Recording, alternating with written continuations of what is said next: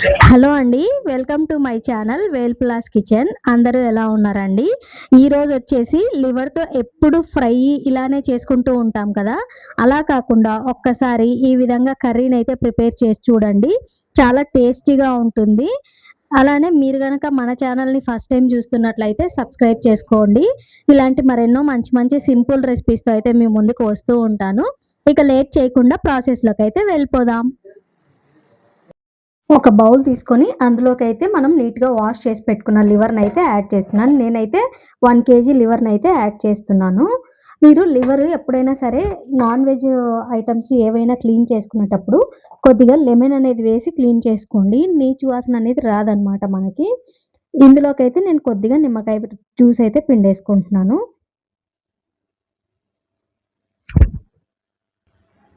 నేను ఒక చిన్న సైజు నిమ్మకాయ మొత్తం అయితే పిండేసుకున్నాను.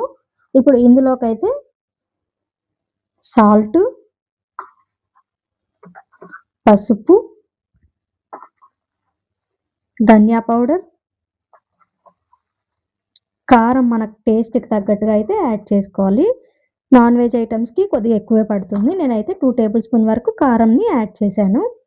అలానే ఒక పావు టీ స్పూన్ వరకు జీలకర్రనైతే వేసుకుంటున్నాను. కొద్దిగా గరం మసాలా, కొద్దిగా చికెన్ మసాలా, కొద్దిగా సన్నగా కట్ చేసి పెట్టుకున్న కొత్తిమీరని కూడా వేసేసుకోవాలి. అలానే ఇందులోకి కొద్దిగా ఆయిల్ అనేది కూడా యాడ్ చేసుకుందాం. ఇందులోకైతే కొద్దిగా అల్లం వెల్లుల్లి పేస్ట్ అయితే వేసుకుంటున్నాను. వీటంతటిని మంచిగా మిక్స్ చేసుకుందాం.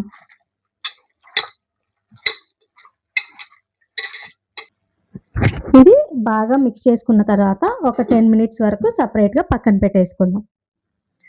ఇప్పుడు స్టవ్ మీద ప్యాన్ పెట్టుకొని ఇందులోకైతే ఒక 2 to 3 టేబుల్ స్పూన్ వరకు ఆయిల్ అనేది అయితే యాడ్ చేసుకుంటున్నాను. ఆయిల్ని హీట్ అవ్వనిద్దాం. ఆయిల్ అనేది హీట్ ఎక్కిపోయింది కదా, ఇప్పుడు ఇందులోకైతే కట్ చేసి పెట్టుకున్న ఆనియన్స్ని అయితే వేసేసుకుందాం.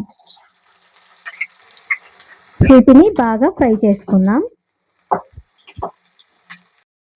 ఆనియన్స్ అయితే ఫ్రై అయిపోయాయి కదా, ఇప్పుడు ఇందులోకి అయితే కట్ చేసి పెట్టుకున్న టమాటోస్ అలానే పచ్చిమిర్చిని కూడా వేసేసుకుందాం. వీటిని కూడా కొద్దిగా ఫ్రై చేసుకుందాం. కొద్దిగా కరివేపాకు కూడా వేసేసుకుంటున్నాను. అలానే ఇంకొద్దిగా అల్లం వెల్లుల్లి పేస్ట్ అయితే ఇందులో కూడా వేసుకుంటున్నాను. ఇందాక నేను ఆ మ్యారినేట్ చేసేటప్పుడు కొద్దిగా వేసాను కదా, సో దానికి తగ్గట్టుగా ఇప్పుడు ఇంకొద్దిగా యాడ్ చేసేసుకుంటున్నాను.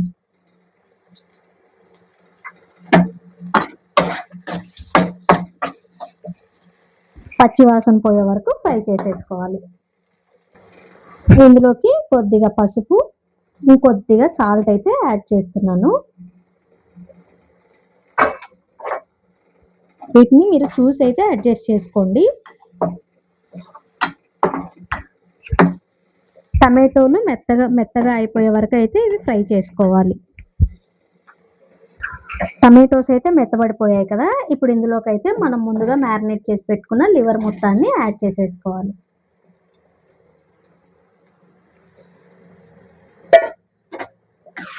వీటంతటిని మరొకసారి మిక్స్ చేసుకోవాలి.